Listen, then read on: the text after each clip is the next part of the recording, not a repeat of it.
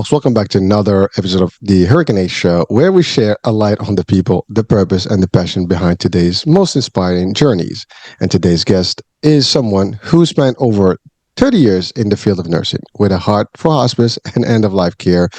But when she lost her own mother, also a nurse, something inside shifted. And she turned that revelation into a mission. Now she's a self care advocate, speaker, the author of the powerful book, Self-Care Isn't Selfish, the compassionate nurse's step-by-step guide to stress relief. So she's also the creator of the Becoming Method, helping nurses and caregivers break the burnout cycle and rediscover their own well-being. With me, Jenny Lytle. Hello. Thank you so much. That was a great intro. Thank you. I try. Well, Jenny, it is a true honor and pleasure. And your story, I mean, I was reading about, the whole thing, and just in the brief intro, it sounded that there was a lot of stuff. And you, first of all, I want to just say thank you for the work you do. I mean, I know you've heard quite a bit during the pandemic as a nurse, and then it turned out a little chaotic after that because, from hero, then it became a problem with people with vaccines and stuff. It's just a sad story there. But the work you guys do are phenomenal. And so I just want to thank you. And again, someone who had a father who was terminal and was taken care of by nurses, someone who has a mother that is aged and therefore sometimes she needs the work. I admired the work you do as nurses. And by the way, that's every nurse out there, in the world. I mean, I just, want to thank you for the work you do there. And especially Jenny, I mean, you have taken it to the next level to help more of those folks, cope with life. So before we go any further, let's talk about your journey. And we'll get you into nursing first. I mean, that's always intriguing. I mean, you were a nurse, your mom was a nurse. Is that what inspired you, or how did that work? No. And first of all, thank you. And you're welcome for your kind words about nursing and about me.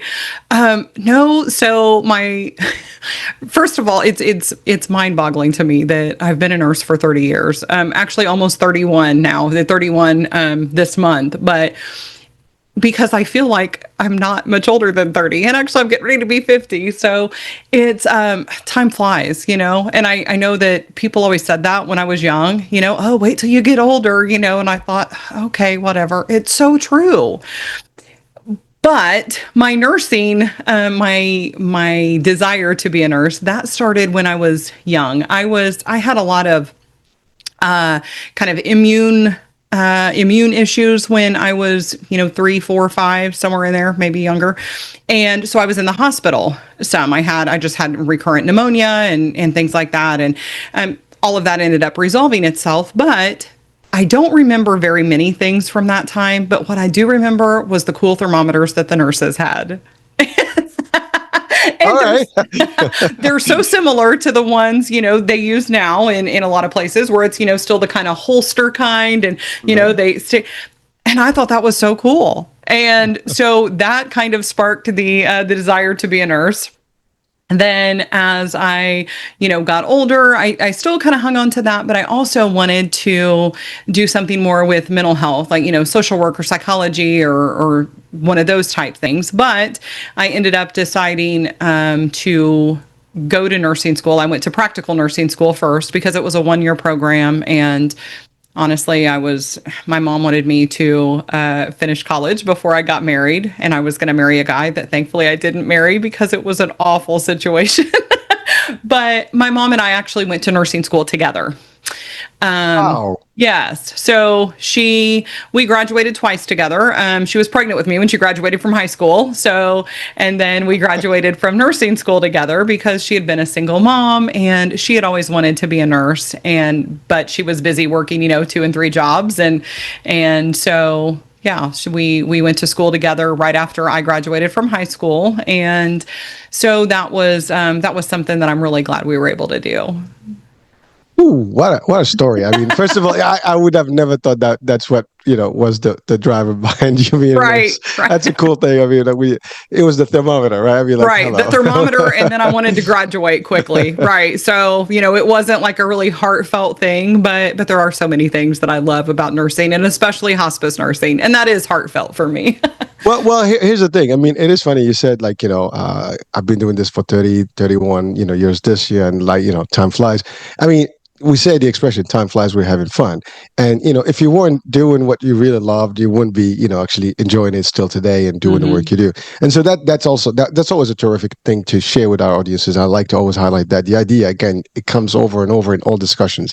People who are enjoying their life and whatever they do are the people who really love what they do in the first place, and they have a passion Hmm. that goes with that. If not, you will be miserable 30 years doing something that you're not going to be loving, is not going to be a fun. You probably wouldn't have made it 30 years anyways, but it is something intriguing when you hear someone go into a field that they enjoy. And then, of course, I mean, nursing is a very wild and wide place, right? There's so many Right. options, there's so many ways Hmm. you can. So just so you know, I mean, I'm not sure what state you are, but I worked in one of the largest nursing companies in the states, the VNS and Y. Now they call them VNS Health. This was one of the largest like home Hmm. nursing agencies, like visiting nurses, basically. Yep. And we had over 10,000 nurses, that were on the, I guess, the payroll, and we were the insurance department. So we worked together, and especially we were doing long term care. So we work with hospice, we work with the long term care nurses, the enrollment nurses, and the care managers and all the stuff. So in our world, there's always nursing in at least in my field, because Hmm. health plans too. I mean, insurance carriers, they have a full medical team, including medical doctors and nurses on board. So it's I have a very tight relationship with the nursing world, and I understand them well. And I have to say, I've seen it. This is again true genuine, just I guess. An, an expression or whatever, an observation that I've had, is that they really care. And that's the thing, like, people don't realize that this is not something they do because they just going to get paid. Yes, nursing pays well, not as well as it could. I mean, I think Exactly. Yeah. I think there's room for improvement there, but it is one of the maybe. I mean, obviously, the higher you go, the more experience you. I mean, there's Right. there's different levels. You can go to the corporate world. That can, as I mentioned, the world that I'm in. I mean, there are nurses that are like in they have their degrees, the PhDs now, and they're VP level and up in whatever the departments they're in, and they do well. And again, field nurses, NPs. I mean, there's all kind of levels, and they're all good, and they all come with satisfaction. I actually, true story again, in Sandy, the hurricane that hit Hmm. Jersey, New York, 2012, I believe. We had, I mean, it was just a disaster, as you know, and we were one of the first responder, I guess, groups in that time in New York, and we had hundreds of nurses literally mobilized, in areas that were hit before even FEMA. I mean, this is true. Before FEMA hit, that the location, we were already there, and so we as the insurance, we obviously, there's nothing to do with our work at that point. So we all kind of became their transportation and logistics. So we basically work with them, making sure that they go in safe and in and out of the neighborhoods and the store, whatever they needed the help, and especially the elderly, the buildings. There were no lights, no electricity. I mean, it was an seeing them in the work that they did and how they did it. It's just amazing. So again, it's just something I'm always pleased to talk about this, because it's, again, I'm a fan. Right. Well, I can tell, and I love that. I love your passion about you describing all of that. That sounds like something that was an incredible experience. It was, and again, like I said, I mean, I have to say this. I mean, no offense, to my lovely doctors, and I love doctors, but doctors do a great job, but they don't carry the load, on a regular basis at hospital and all the stuff. I mean, nurses do most of the work, that is the ongoing work. I mean, doctors come in, they do the stuff great, they diagnose, they work, they know what to do, Hmm. but the nurses are the ones who carry that work. And I've seen some terrific ones out there that actually, especially even with my mom's care, they take care of her, they really treat her well. And I have to give them credit also in terms of patience, because people, when they're sick, they're not the best, mood, and, Absolutely. and they do this stuff. So it's just another, add, bonus here, if you want to call it that way. But so now I love the idea that you graduate twice with your mom. That was funny. Well, one you were not aware of, the other one you literally Exactly. you were planning with, and but that was an experience too, right? I mean, but now Right. that leads me to the question. I mean, here's your mom, you graduate, you start doing the work, and then your mom gets ill Hmm. eventually. Hmm. I mean, That's now you care for her. Was there anything that you were able to do to assist? I mean, how did that work? I mean, again, I don't want to bring bad memories No, here, but no. if it's something you share, because I think it does impact the work you do. It does impact how you felt, and it really is something that other in the same field or any other field will experience if they have something like that. Because I can tell you, when my mom is sick, it does take a toll on me. I mean, personally, Hmm. because Hmm. it affects my work, it affects my schedule, it affects everything, right? And it does give you a level of burnout, right? I mean, so we're going to discuss that in a minute. So let's talk about that experience. I mean, the good, the bad, and ugly, if you want to call it that way. Sure. Sure. So, yeah, so we both worked actually right after school. We both went to the same long-term care facility and worked there. We worked on two opposite ends and on different shifts, but we did work at the same place for a while. And she worked in nursing for quite a few years, but then ended up getting on at Delco, which was the GM factory here in town. And so she retired from nursing to do that because the benefits were great and it worked out really well. But she ended up moving in next door to my husband and I. And so she was a big part of helping out with the kids and things like that, after school and everything. And so she was definitely very involved in our day to day lives. I'm her only child, and she wasn't married. I mean, she had been, but she'd been divorced for years, and so it was really just her and us, and that was something that worked out well. But she had some chronic illnesses. I mean, she had depression and anxiety. She had multiple sclerosis, which she had been diagnosed with in 1980 originally, and then it was when her mom was dying, and that was when my mom was, so in 80 she was 23, and I was just little, but they ended up saying, well, you know what, it's things kind of reversed once my grandma had passed away, and so they're like, it probably wasn't that, it was just a psychosomatic kind of thing. But years later, when she was re-diagnosed, then a lot of the things that had happened, in between that time made more sense. And overall, in terms of having MS for that long, she was in pretty good shape, like physically, but she definitely had a lot of, she had a lot of just pain and chronic things from that. And she'd been on disability for a while. And she also had an aneurysm in the middle of her brain, and we had known about that for a while. And at first, she wasn't sure if she wanted to do anything about it because it was, the surgery itself was kind of risky because it was right in the middle. And but then she had decided, okay, yes, this is something that I want to do, but she wanted to wait until everything else was taken care of. She was always worried about everybody else, and she had these things that she wanted to do and these things that she wanted to do, and so she ended up basically just running out of time.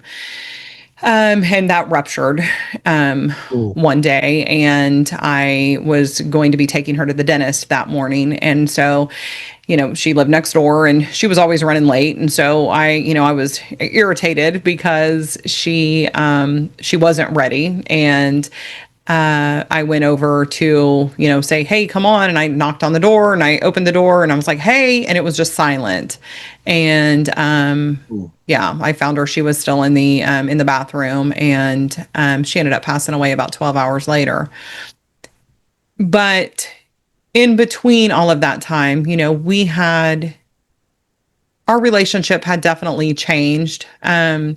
She just as her mental health deteriorated and her physical health deteriorated, she became a hoarder. And I was frustrated because there were so many things that I felt like she could be doing for herself that she wasn't doing, things that would have made her life better. And in hindsight, I realized just how incredibly lonely she was and how she really didn't see those things as real options. And so it was tough then, on me, because I would get frustrated with her. But at the same time, of course, I loved her, and she had sacrificed so much for me. And so I felt selfish about things. But then she, in hindsight, that's definitely been some stuff that I've had to work through. And that's part of why I'm so passionate about the point that self-care isn't selfish. My mom was somebody who would have taken care of anybody but herself. And now because of her never getting around to doing the things she needed to do for herself, I'm without my mom. And and I know, I mean, the reality is we're all going to die, but I believe that her life could have been a lot better. Our relationship could have been a lot better had we both done some things differently. Well, thank you for sharing. I mean, that's pretty personal, but I mean, it is heartfelt. I mean, people can really understand, the frustration, the difficulty of it. I mean, and anyone who has parents and, who have been through a process where someone is ill, I mean, they'll probably understand how it is.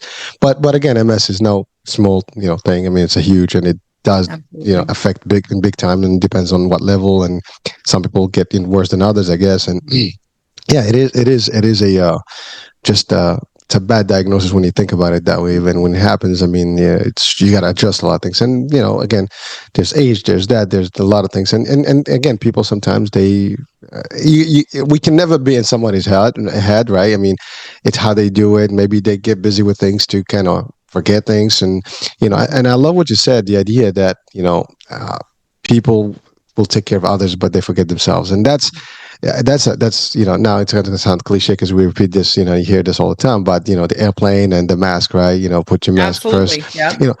But that's not what happens in real life. The average person does not do the mask first and then start, Right. giving help. They kind of tend to want to help others. Although again, we think that we're selfish, but by default, but we're not. I mean, like number one, but people tend to sometimes forget that, and especially in work, right?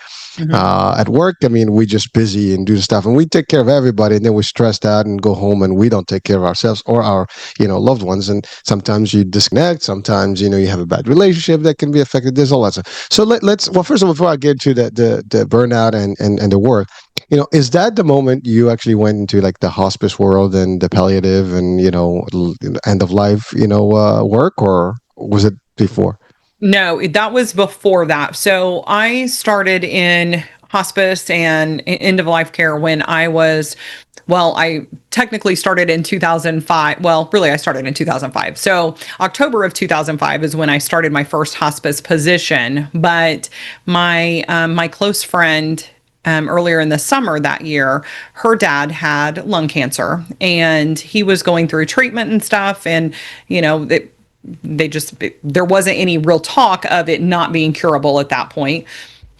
But he woke up one morning and realized that his abdomen was all purple, and he went to the ER. He was having a lot of pain. Went to the ER, and they told him that his lung cancer had metastasized to his liver, and they sent him home with 2 weeks to live, and with hospice. And they were a pretty non-medical family, and so I spent most of those 2 weeks there with them. And that was really my introduction to hospice. Like I knew of hospice, but I didn't really understand exactly what it was. I thought that it was all about cancer. It's not, even though in this particular situation it was. But it's actually for anybody who is experiencing a terminal diagnosis or a terminal prognosis. And I also thought that it was like a place, a Yes. place that you Hospice went, center. we're going Yeah. to go to hospice. Yeah. So having that there at the house. Oh, and I also thought that it was like, for people who were like really, really dying, like today or tomorrow kind of dying. And again, incorrect. 6 months or less is the prognosis. So I was there and I thought this is such a cool thing. I mean, he was dying of lung cancer and he still smoked. And why not? I mean, it's not gonna change things if you quit. And so he was able to go out on his porch and smoke with his friends and be there at home where he wanted to be, and everybody could come and see him and stay with him, and he could eat what he wanted and do what he wanted. And it was such a change from what I was used to seeing with people who are dying, either being in the hospital or being in a nursing home, and everything being just like super gloom and doom. And I thought that's cool, to be able to be at home and have your symptoms managed and stay comfortable and have everybody there. and kind of do things on your own terms, that's awesome. And so I applied for a job with that hospice shortly afterwards, and then I was there for 12 years the first time, until I got real good and burned out. And then I left for a bit, and then I came back for a little bit, and now I still work. I work hospice, but I work in a different capacity now, one that just fits into my life better. Well, thank you. I mean, there's a couple of things there. One is, I mean, ultimately, you saw your mom. That's one thing. You assisted her, and I mean, it was just. I mean, she was more independent, I guess, until Yes. that happened. So it's a little different. So had someone been there with her, maybe it would have been different. But again, it is what it is. It happened, right? Right. But in the event of like the story you just shared now, Mhm. I mean, I think that's what it is. I mean, you're right. There is hospice facilities. Some people actually, Right. wind up there, and maybe they have no family or whatever, and Mhm. it's better. They have better treatment there. But now with home care and long term care, options, people can actually stay home. They get all this stuff, the tools. As a matter of fact, my dad, when he was diagnosed again, cancer, terminal. Um, I had him home. We had the home care, coming in. He had an aide, he had his bed, he had all the tools that he needed. Mhm. He was, the nurses came in, did his patches, all stuff. He was in peace. I mean, literally, he was comfortable until he went. I mean, even pain. I mean, there's not a lot of pain that he was at least, displaying. And maybe internally, I Right. can, Mhm. but he was in the comfort zone, and slowly but surely, I mean, he tended to kind of just slowly loses his abilities, right? but Mhm. but but towards the latter part of his life, I mean, I still remember him a couple of weeks before, and that was when he got hospitalized the last time, and for pneumonia. And but it was still good. I mean, a little forgetful, and but he was in a zone where he didn't realize that what was happening. I think that was a good thing, because he wasn't stressed about it, Mhm. until, and even the last day, I saw him. He was still good, and just in the hospital, sleeping and relaxing until time's up. Right. And but I do appreciate the work, because it does make life easier for people. And to your point, it's in their environment. They don't have to feel that they are out, somewhere with strangers, and not getting to have the access to their current life with a regular life, right? Mhm. And so it gives them that feeling. Now, it does come with, I mean, for you, I mean, you talked about 12 years and you got burned out. I mean, it is a psychological piece. I mean, seeing people every day in, day out, that you're talking to, and they're going, I mean, when you don't know someone and you hear that is one thing. But when you know someone that you care for, that you see, that you get attached to, it becomes a problem. I mean, that's the thing. I always said this: the more family you have, the more stressful it's going to get, because we all going to lose people. We're going to be the first ones going, and they're going to lose us. But either way, it's going to be, I guess, hard on someone, right? Or a few people, Mhm. right? And so the more you have in your entourage, the harder it gets. Now, obviously, in the type of work you do, it becomes routine. It becomes a little bit easier. You kind of, not think about it. You do your routine. You do your best. You see the satisfaction in the family's eyes, and in Mhm. the patients. It makes a difference. And so, but again, it's a great work, because I have to say, if this was not out there available, I mean, a lot of people would be probably suffering more, not Mhm. having Absolutely. a very comfortable, last days, if you want to call them this word, right? And Mhm. so it is. I mean, talking about humane, I mean, it's really humane in a lot of ways. I mean, usually we refer humane to more animal stuff, but Right. in the human, kind. I mean, it feels nice. It feels good. I mean, to a degree. Now, of course, someone can say like, "Oh, what are you talking about? You don't know anything about." Again, I can say I've seen it in my own family. I've seen it. I lived Mhm. it. But it's a transitional phase that any one of us that's not equipped is going to be very difficult to actually manage. But when you have a team that helps through that, even there's psychological stuff, there's intervention, there's social work that can be, Absolutely. available, therapy. There's all kind of stuff. There's clergies that can, or whatever denomination, access. You can have that as well. I mean, we've had those, opportunities as well. And so people can, whatever, makes them comfortable, you get a whole work, load. And by the way, it's funny you said 6 months or later, because in my experience, there have been cases where people went to hospice and came out of hospice. And I'm not sure if Absolutely. where people are like, oh, they're ill, they're gonna be gone, Mhm. and then Yep. something happens, their body rejects whatever and kicks it in, and they're back Mhm. and they're alive, for much longer. So it is amazing. But I can tell you this: without that treatment, without the help, maybe things could have been worse. I don't know. We can never say anything for sure, because it didn't Mhm. happen that way, right? So thank you for sharing that. So now you got into this world, and Mhm. how do you personally deal with it? I mean, in terms of stress, because like I said, I mean, knowing someone is one thing, Mhm. but knowing a lot of people and seeing it every day. I mean, Right. people may put a facade. People may kind of get, I guess, thicker strength, or like you put a little armor around you, like, and you find Mhm. ways to actually just to come, to just put that stuff away. But it's just, it's hidden. I mean, it's still in your Mhm. subconscious, still there, and it still just adds up. And thus, the concept of burnout is very common in the field of nursing, and your work is probably higher. Mhm. So how did you manage through that process? I mean, in your own way, and maybe what advice would you give to audiences or nurses out there? Actually, there's here an advice opportunity for people that actually have people who have, a terminal diagnosis, prognosis, you said, and maybe in, Mhm. in in hospice. Also, in the folks that are caring and the nurses that are working in that field. What would be some of the advice to kind of cope and really mitigate some of the impact? Yeah. Great questions. So, well, first, let me tell you to not do what I did in the beginning. So Good let me one. be your cautionary tale. When I first got started, I loved it.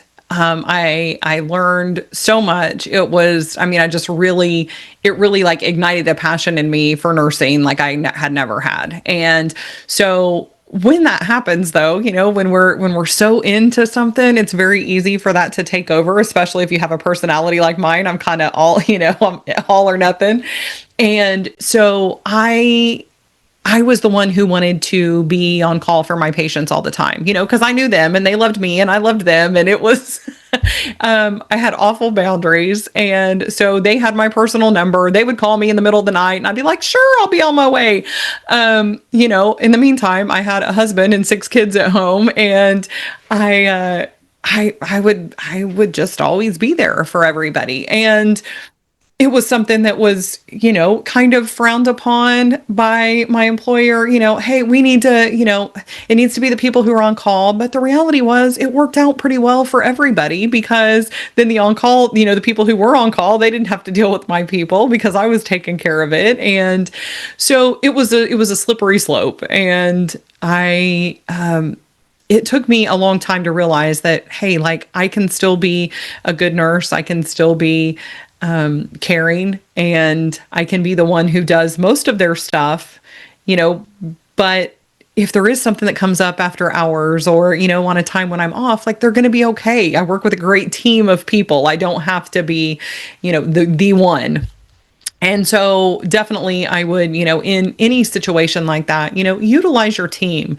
And if you're somebody who's a caregiver at home, maybe and it's a family member or a friend that you're caring for, if there are other people that you're able to bring in and have them help with things, if you have people saying, hey, let me know if you need anything, take them up on that. And most of the time when people say it, they mean it, but a lot of times they have no idea what to do. And, having like some specific things, hey, could you come over and sit for an hour so that I can, shower without worrying about somebody falling or so that I can run to the grocery store and feel okay with it, or maybe go for a walk by myself, being very specific about those kind of things because people who haven't been there don't know the kind of things that you might be needing. And just figuring out those little pockets of time, and it may be 1 to 5 minutes at a time is all you can come up with, but ways to be able to take care of yourself, to take a couple of deep breaths and maybe go sit outside on the porch for a couple of minutes and just be there in nature and hear and see and smell those kind of things. That's something that can be huge. In terms of, overall, how do you keep from getting so overwhelmed? How can you help avoid burnout? Part of that is just really recognizing those signs in yourself and knowing, hey, here's things that I need to be doing, that I know help to take care of me. And my whole approach with self-care and stress relief is that it really needs to be personalized to, to the individual and to the stage of life, because the things that I do now that I enjoy and that really rejuvenate me, those may be different than the things that I did a decade ago. My life is different now. And so really taking that time to check in with ourselves and figure out, like, where do I need to say no? Where do I maybe need to dial some things back so that I can take care of myself, so that I don't have that overwhelmed feeling. Well, thank you. So here's the thing. I mean, yeah, first of all, you said you had a family and kids and working and that stuff. I have to say, I mean, that's a lot to juggle. I mean, it's big, and I mean that's always going to be the question. Work and life balance. I mean, that's a big discussion in every environment when it comes to work, right? And unfortunately, in this world, we have to work. So how do you do it? It's a very, and then when you work in a role that is more, I guess, impactful, such as yours, and deal with some higher stress levels, if you think about it. And then you had your personal, I guess, personality where you wanted to be in person at all times. And by the way, I think a lot of people, they do take that. And by the way, that when I said earlier about how when I'm experienced with nurses that took care of, like care managers, they really become part of the family. I mean, they Hmm. advocate, they strong, Right. they really actually push and they want things and they involve, they know the details, so they become part of it. And I think I can understand where you were, because you know them better than most, and this is not going to be like just the case, because when you go to, for example, the hospital, I mean, nurses switch shifts, and Right. unless you, and by the way, even for me, when my mom was in the hospital, you know I was happy to see the same nurse over and over, because Hmm. they already knew everything. Now you get Right. someone for like one shift, and it kind of like you have to repeat everything. They have to understand everything, and it becomes a little Hmm. bit more challenge for them and you. And so yes, it's very easy when someone is really there. They know everything. This is like having your primary doctor, right? You don't want to change doctors because they know everything about you. If you have a headache, they know probably why the reason is. But you go to someone else, you got to give them the whole story again. They got to Yeah. figure you out.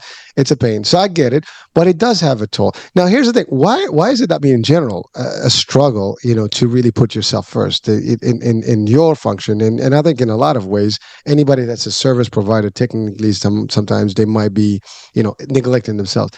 I mean, are there any studies, anything that you've read that can actually uh, maybe highlight that, or maybe explain some of that, feeling? Is it a psychological need, or is it just like, it just the work ethics, you love it, you do it, and you just forget about yourself because you don't want to think? I mean, again, just curious, because Hmm. you've managed, I mean, you wrote the book, and now you do the whole, and we're going to go into the becoming method, but let's talk about just that. I mean, because that's a big question, I think, that people will have. Why, you are not really taking care of yourself and taking care of everybody else, and you don't realize that. Hmm. Well, so yes, I think to all of those things that you just asked. So it Okay. is I mean, for some people, it is more pronounced than others. Some of us are just really wired that way. We're helpers, we're givers, but there there are a lot of studies, and I'm not great with studies, so I can't quote them, but I've read some that talk about we have that innate need to be in community, to help each other, because that's how we survived. I mean, we were in groups of people. We weren't just on our own all the time, and so we're wired to want to be able to help others and to need to do that. And I think that that's so it's so important to do that, and to change our view of self-care. And that doesn't mean taking care of me doesn't mean that I'm neglecting everybody else. It doesn't mean that I'm thinking more highly of myself than others, and just well, they can fend for themselves. What it does mean is I know the things that I need to do that are going to make me feel my best, that are going to help me to be able to have the capacity to care for other people. And that's I think that's one of the biggest challenges that in the people that I work with, is that they feel like it's selfish, or that they don't have time for self-care, or they don't really know where to start, because those are it's just we're as humans now, I mean, there is a lot of focus on helping each other out. And I think that was one thing that good that happened from COVID was, we did feel a little more like, hey, we are all in this together. But there's also that need to recognize that I need to take care of myself a bit too.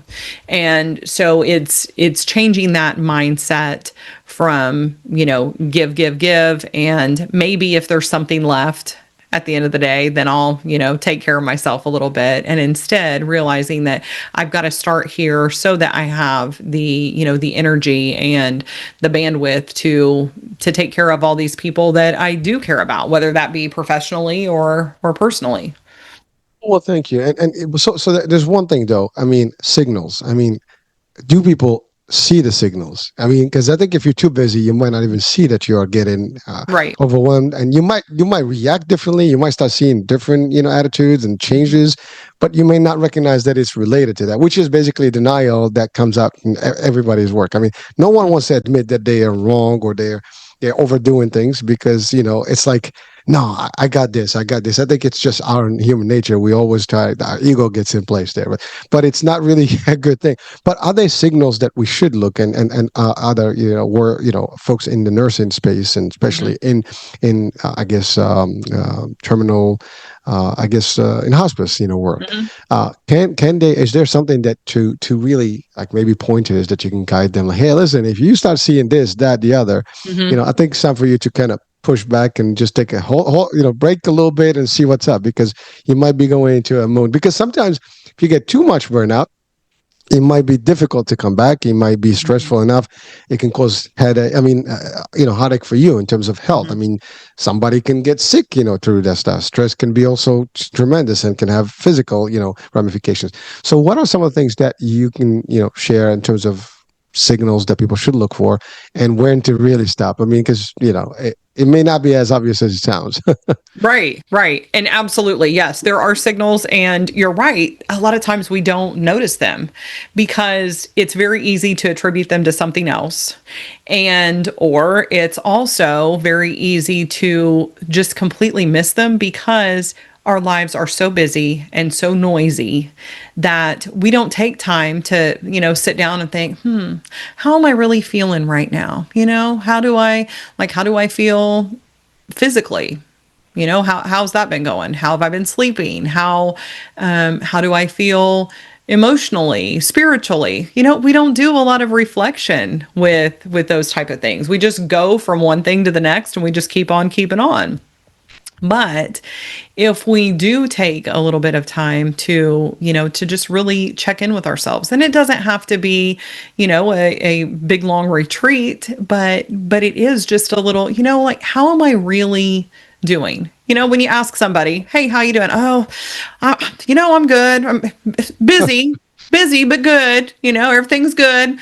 Or, things have been kind of stressful, but it's pretty good. How about you? Or every now and then you do get the person who you're like, oh, why did I ask? Because you hear like everything. I had a hangnail this morning, and the laundry, my dryer shut off, and so it's kind of one extreme or the other. There's not a lot of real, how am I? Let me really tell you. But we need to do that with ourselves, because when we're headed for burnout, when we're kind of dancing there on the edge, our body gives us signals. We'll not sleep very well, or we want to sleep too much. I get both of those. And maybe we'll have some stomach issues going on. Things aren't working like they used to. Headaches, that's another one that we can only handle so much. And we may be piling things on and piling things on, thinking, hey, I've got this. But eventually our body's going to say, nope, you sure don't.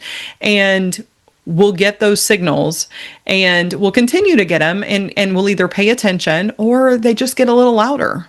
And when that happens, then yes, sometimes there are really, serious consequences from that. I mean, you can be looking at heart trouble, or just our bodies just kind of shut down a bit. So when we're not paying attention to those signs, then we're going to have to pay attention eventually.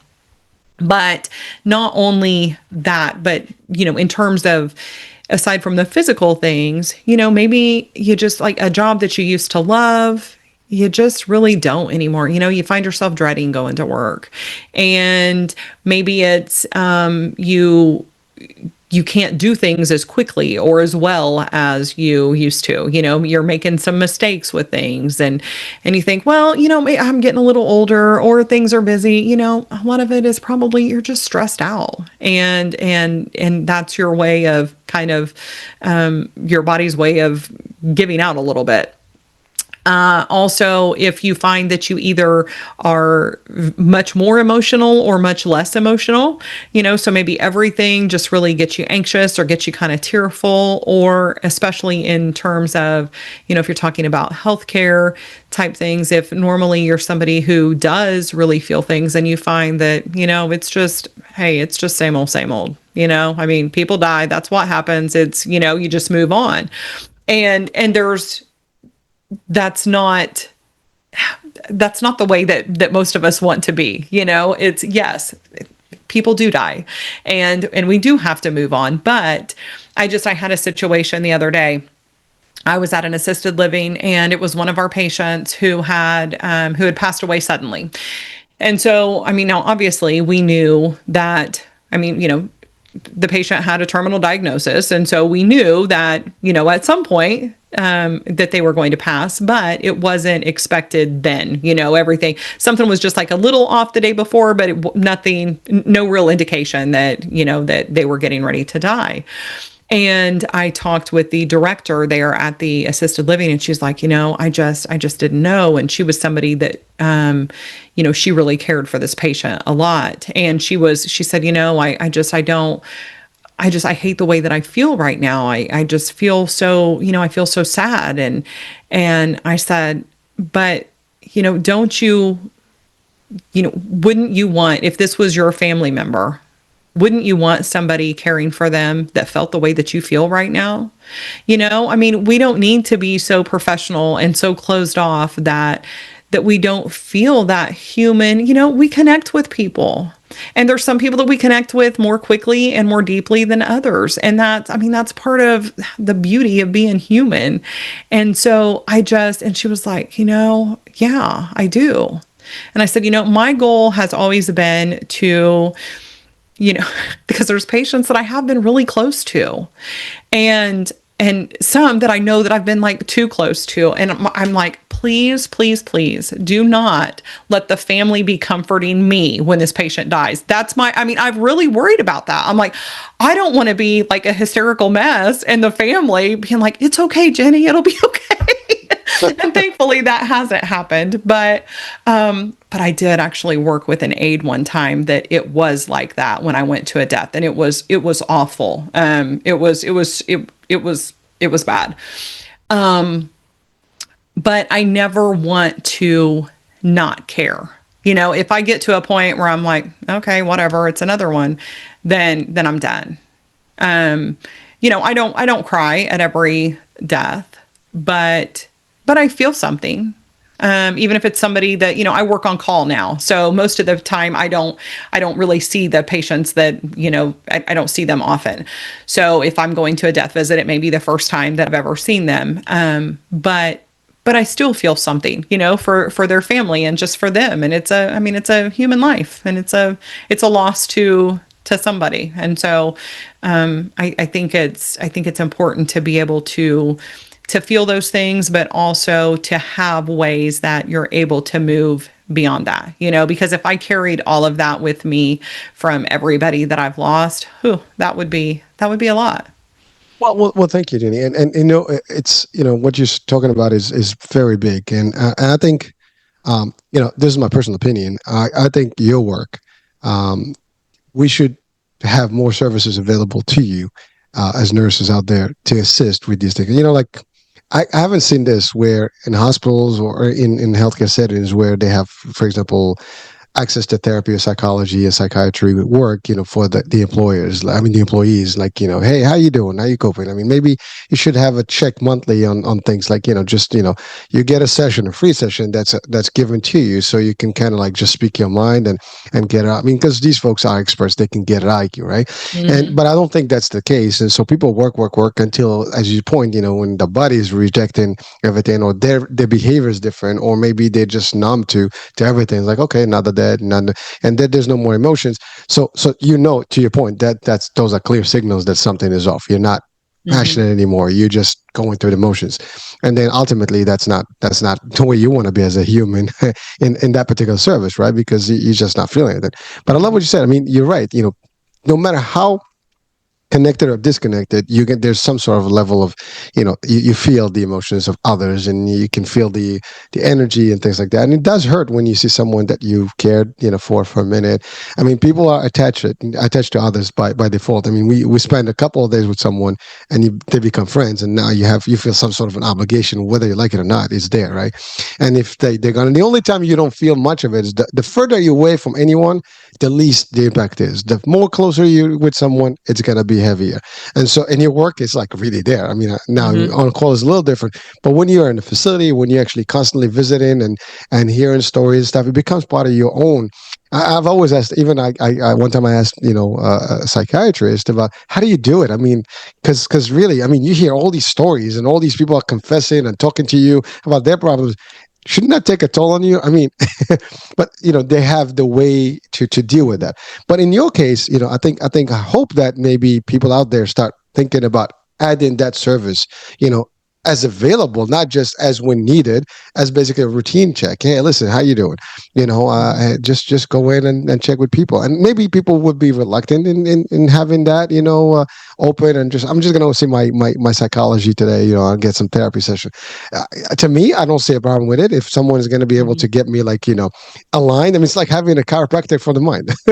Let's Right. let's align, Yes. Get your a little spirit. adjustment. Hmm. Yeah, yeah, let's get Yeah. adjusted, right? And be better, because then I can do more. To your point, if you get to the point where it's too late, you might just not like what you do anymore. And by the way, you can make mistakes at that point too, Hmm. which could be critical.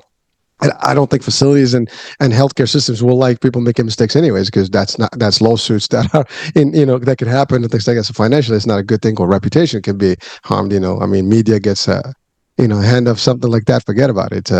It's like, hey, we got them right, so we don't want that. But maybe I think, again, this is just my wish, and hopefully, I'm sure there's some places where it is, but it's not global. I haven't seen it as a common practice where everybody that has a team, and you mentioned COVID and how you felt that we got come together in unit. But talking about nurses in that time, I mean, any healthcare provider, everybody was overwhelmed. I mean, there was Hmm. nonstop. It's like, and that's the other thing. I think nurses work a lot more today than they should. Don't get me wrong, but when you do 12-hour shifts, I mean, in some systems it's 12 hours, 3 days, whatever, Hmm. 4 days a week. Yeah, to me, that's a lot of hours, of working. I mean, Hmm. I think 8 hours is good, especially the work you do. Again, I'm not the expert, but I just don't see it, that it gives. And I've seen people like, they work, they love it. Yeah, when you have the energy, you're still young, you might be able to do it. But people also are different ages, are going to get Hmm. different feeling about it, and it's going to take a different toll on them. So, all right, so thank you. So now let's quickly, switch gears to your book, and then we'll Hmm. talk about the method. All right, your unique method. Hmm. So the book itself, you wrote that, kind of like a guide. What is the purpose of it, and how can people benefit from it, and some Yeah. highlights. So it's so yes, thank you so much. Just to touch a little bit on what you just said, because I don't want to forget that, and I think it is so important about the therapy and being able to decompress and stuff. And most employers do have like the EAP, the Employee Assistance Program, where you can get like 3 sessions, over a year, or maybe that's even a lifetime. I don't know, but I don't think that's really taken advantage of, and that's something that I would love to. I'm not a psychologist, but I do coach people around stress relief and self-care, and I think so much of it is that being able to have somebody that you can be open and honest with and get some, hey, well, what about, what if you tried something different? What might that look like? And so that's something that I want to do more of, and get in front of people where it can be a more proactive type thing, instead of, just waiting till people are burned out and then hiring more people that then are going to get burned out. So I love that. I think we're on the same track there with that. Um, in terms of my book, Yeah, so it's a short book. I did it that way for a couple of reasons. One, because I can't focus for that long, and two, because the people who really need it, I mean, it's this big. People who really need it aren't going to sit down and read a 300-page book about taking care of yourself. And so it goes into my story, but also it's just very practical. Reasons why we need to practice self-care, what that really looks like. And it's not just spa days and bubble baths, and then just some very practical things that here's things that you can do, kind of a menu of options just to get the juices flowing a little bit and help people understand, that anything can be self-care if it's something that really, nourishes you and helps you feel like your best self. All right. So it's an easy read. You can read it all at once in probably 2 hours. And if you're actually working through the exercises and stuff, then of course it'll take a little longer. Or you can jump around and do bits and pieces of things as it fits into your life. I love the concept. To your point, you can read a full, series of books about things, but sometimes you just need, some people actually don't need a lot. They just need Hmm. the guidelines, this is to hit the marks, right? I want Hmm. this, step one, step two, step three. Let's see how, and it's like a quick guide reference that can help you, manage, right? And so I Hmm. like the concept that it's smaller, not extensive, but it's really to the point and it can make a difference. So thank you for that. And, congrats on that one. I mean, hopefully there will be more coming in the works. I And think so, there will. there you go. So yeah, I kind of psychic. No, I'm just kidding. But again, I can see that you already have the passion, and once you do the first one, I mean, it's just a natural thing that you're gonna do a sequel, a secondary book, or maybe Right. a more advanced one, right? And you might even put a whole novel together. Who knows, right? I've thought about that. So we'll see. There you go. There you go. Again, I'm just kidding. Just been doing this long enough, right? All right. So now let's talk about the becoming method. I mean, like, Yes. what does becoming method mean? I mean, what is that? I mean, yeah, it sounds interesting and intriguing. So let's share that with people. Sure. So when I first started my coaching practice, I named it "Becoming Your Best" with Jenny Lytle RN, and so that was because I believe that we're all just becoming. We're never going to arrive. We're never I'm never going to be like, okay, well, I'm done now. I've accomplished everything I wanted to. I'm the best version of me. Instead, it's a process, and so that is. I want to be becoming until the day I die. And so when I was looking at things in terms of, trying to put together a framework for being able to help people through, okay, hey, I'm like way over here and I want to be over here. How's that going to happen? For me, when I was going through my own burnout journey, it was about a year of, it was a lot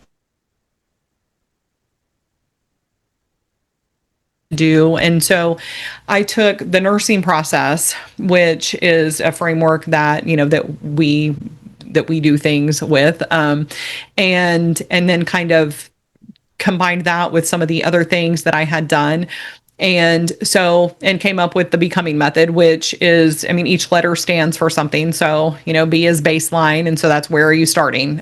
Because if you're going to go somewhere, you got to know where you're starting from to begin with. And then each letter means something different. And it's all about really being able to just step by step personalize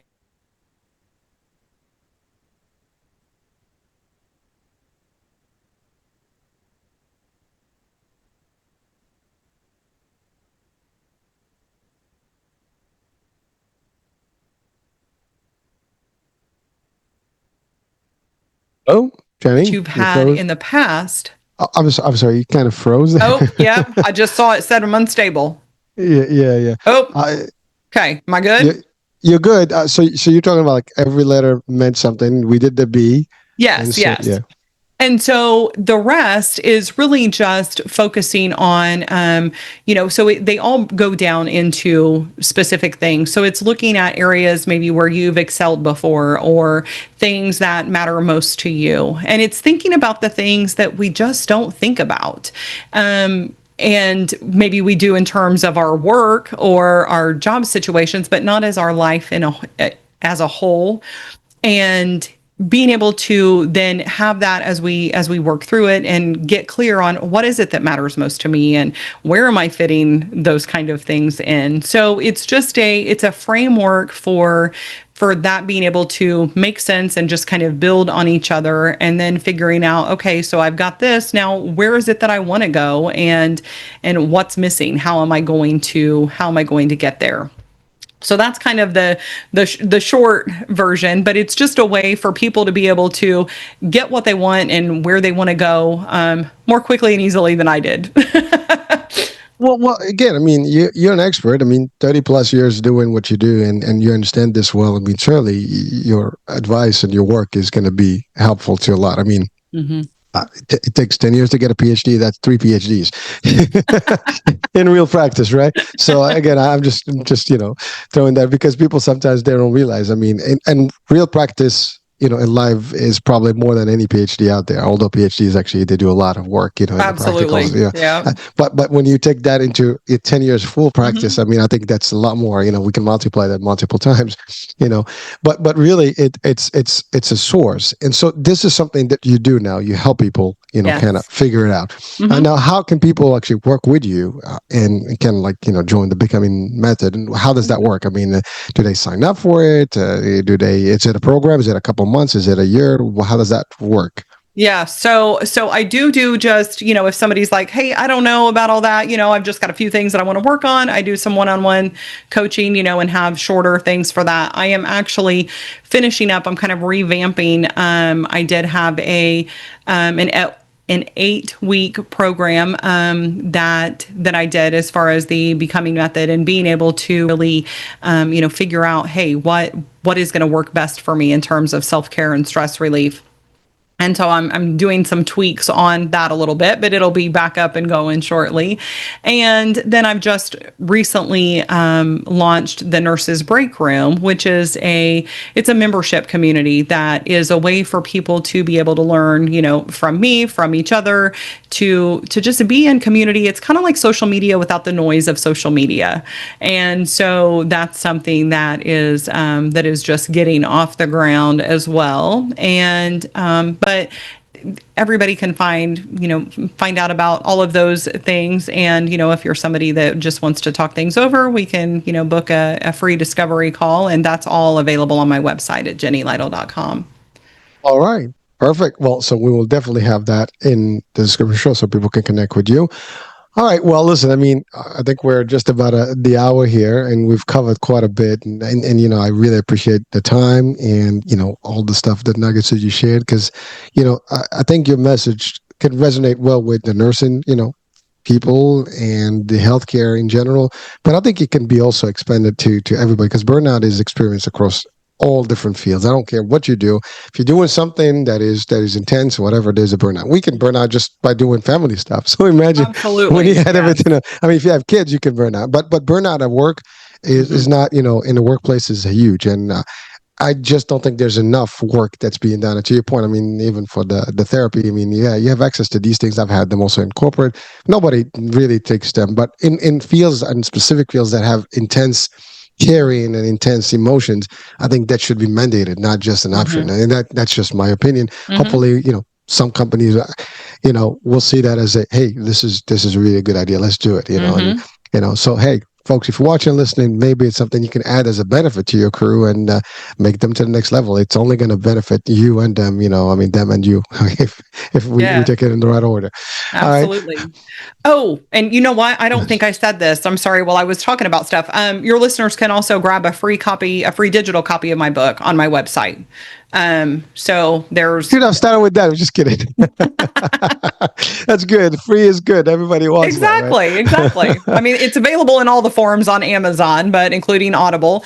But yes, but you can get a free digital copy on my website. So Well, listen, folks. I mean, you can't get better than that. I mean, yeah, get a hard copy. It's always a good thing to have a collection. But I mean, certainly, if you want to just browse through and read and get stuff, it's available. Why not?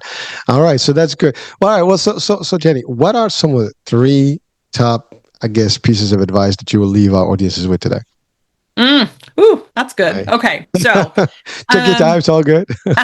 so I would say the first one is, just think about think about your feelings about stress relief and self-care. And, and if you have that kind of, I don't have time for that, or, oh, I don't know, that feels kind of selfish, then, I challenge you to rethink that and think about the people who are counting on you and how they would be impacted if you're not here, if you're not able to, to help them. So, so there's that one. And then the other one is, take a little bit of time to just breathe.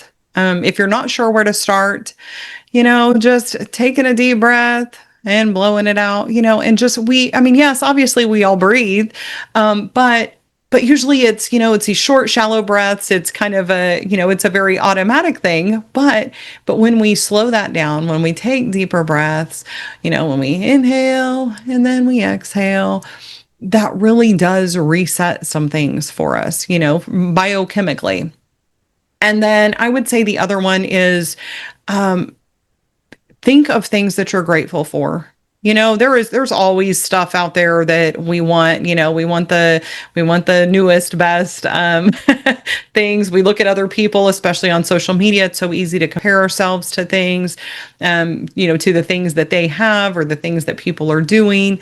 But when we just get really specific on all of our blessings, all of the things that we're grateful for, doing that practice at least once a day, but, in the morning and of an evening, if you can fit that in, and just look around and think of, like right now, I mean, the sun is shining and it's beautiful, and I've got air conditioning and that's beautiful too. It But is, trust me. And when it goes away in the heat, you will feel the difference in yes, life. absolutely. And the fact that we're able to have these awesome conversations and meet people that we never would have met before, it's just things like that are amazing. And when we focus on those and really, think about it, then we start looking for more things that are going right. Well, thank you. So, you talked about great being grateful, and it's something hit, in my mind, especially in the work you do, because I've seen this, I've heard this. Maybe I'll ask you direct because you probably have the best answer to this. I did hear that people, when they are end of life, they have Hmm. regrets. Hmm. In your expertise and your experience, what would be some of the common regrets that people have mentioned Mm, in that position? Because I think people should hear that part, from someone who's literally been there with a lot of yes. people that have been to the end, because I think that would help people live their lives in a different way Hmm. today. Hmm. One of the biggest ones is working too much, worrying too much about, all of the stuff and not enough about the people, worrying about what other people think. And, as a side note to that, we always worry about what people are thinking of us when we do something or when we don't do something, what will they think? Honestly, they're not going to think anything. They're too busy worrying about what people are thinking of them. Most of the time we're not looking at what other people are doing. I mean, we may briefly, and be like, oh, well, that was kind of weird, but it's not, not enough for it to really need to change our lives. So relationships are definitely a top one, wanting to do more things that we're aligned with, the things that we want to do that maybe we hold ourselves back from doing for one reason or another. That's a big one. And just playing small, being afraid of doing the things that maybe we feel like we're called to do, but we're kind of afraid to do. And also being being afraid of just being open and honest about who we are. And when we're able to find people that we can really open up to and share the things that are in our hearts and on our minds, that's something that's impactful. We all need to feel connected. Well, thank you. I was hoping for one item. I mean, you gave us a whole list of things that we shouldn't be. These are all the don'ts, folks, or the don'ts that will get us to what will be the do's, right? Right. I mean, And really. and I think one of the top ones is, and this is not really so much from the people themselves saying it, but because I've talked to so many people, is when you feel like something isn't right, like listen to yourself. And it doesn't matter what a Absolutely. doctor says. And I'm all for, I have a lot of respect for doctors, but if you know, hey, this is not normal for me, then get a second opinion, get a third opinion if that's what you need to get. And sometimes, yes, sometimes we can get a little hypochondriacish, but really, if you know yourself and you know your body and you know that something's not right, pay attention to that and don't just put it off. Well, thank you, and again, folks, this is really from the source. I mean, I think the list is if you just pull in bullets, it should be your go-to because I think we all should benefit from that. We should all apply that and live with that code. I mean, I think that's a good code to live with because this way, at least when you get to the point where you're departing, you've done everything right, you've done everything you want, and really, to your point, you die, people will forget about you. Or maybe a couple people will remember you. The Mm-hmm. rest, you just be a memory, or maybe like, oh, I think I remember that dude, and that's about it. So do it for you, do it for your immediate loved ones, and that's all. And yes, I mean, I think we spend a lot of time caring about what people think, what should be done, and then on all this peer pressure business and how society wants you to live. And I admire some people. Actually, they just do whatever it takes. I mean, we talk about bucket lists all the time. People want to do their stuff towards the latter part of life. And frankly, and you can relate to this. I mean, if you keep postponing things, you don't know how your health is going to play. And once Mm-hmm. your health goes, or you're in a terminal format, you might not be able to do the like in the movies. They can show like I got a terminal illness, so let me go and do my trips. You might not be able to do the trips, folks. And Right. as sadly as it sounds, your body is not going to be the same. When listen, you have no problems and you still have aches. Just aging can be a piece of that. Imagine things that you want to climb a mountain. You're not going to do it if you're 90 and or 70 or whatever with some major illness, right? Can't breathe Mm-hmm. oxygen, you can't go into the mountain, right? So there's a lot of stuff that you have to think about. Even traveling could be a problem, right? Getting in a vehicle could be a problem. All the stuff. So enjoy life for what it's worth. Do it right. Don't hurt anyone. Do goodness in this world and do everything else. I think those practices will take you a long way, and you'll have a very fulfilled life. And I think we should all aspire to having that, because at the end of the day, we're all gonna go one day, and that's the fact of life. Well, let's do it right. So thank you so much, Jenny, for sharing that. Because I mean, I couldn't help myself. I mean, I should have asked it before, but we got carried on in the whole topic. But then when you said grateful, I'm like, wait a minute. I did have something about regret, and in especially for Mm-hmm. end of life, because it's a huge thing. I mean, people just they want more time to do things that they Right. haven't done before, Mm-hmm. and there's not enough time. I mean, that's the other. Time is maybe an illusion. It's limited. It's the commodity that we don't get enough of, and people sometimes don't respect the time. Mm-hmm. Oh, it's just I'm just gonna kill time. No, you don't kill time. Time is killing you. I mean, look, think about it, right? We think Right. like we hear Right. that, so oh, I'm just killing time. No, you're not killing time. Yeah, time is Right. killing you, because that's the Mm-hmm. time that you're not. Enjoy it. Learn something. Do something. Get an Right. activity. Take care of your body. I mean, a lot of things. Well, Jenny, thank you so much. I mean, I know I already asked you for your last, points, and bullets. So we're past that point. So I want to thank you for being with us and really bringing your knowledge and skills and expertise to our audiences here. Thank you so much. Well, thank you. I really appreciate it. And I think you're one of the few people who talks maybe a little faster than I do, even. Ah, I've been told that, but as long as you can, capture me, it's all good. I got it. Yep. Yeah, Awesome. but Thank they you don't so call me much. hurricane. They don't call me hurricane for nothing. Exactly. Thank All you. right, that's fun. That's good. Well, listen, folks. I hope you had fun with us today. I mean, it's a lot of stuff. It is a powerful discussion today. That we had, and obviously Jenny is an expert in this world. And yes, do check out her site. Do check out her work. And if you think you need help, definitely check out the Becoming Method, and connect with her. See what it does for you, because I think we all need work and help. And nobody is beyond help here. So I can tell you that much. Everybody can use some sort of help, one way or the other. We do some of it through this work of podcasts and shows, but really sometimes this is just giving you the headlines. You want to get into the deep dive with someone such as Jenny, so do that. That being said, I'm Hurricane H. We'll be talking soon. New day, new show, new topic. Bye for now.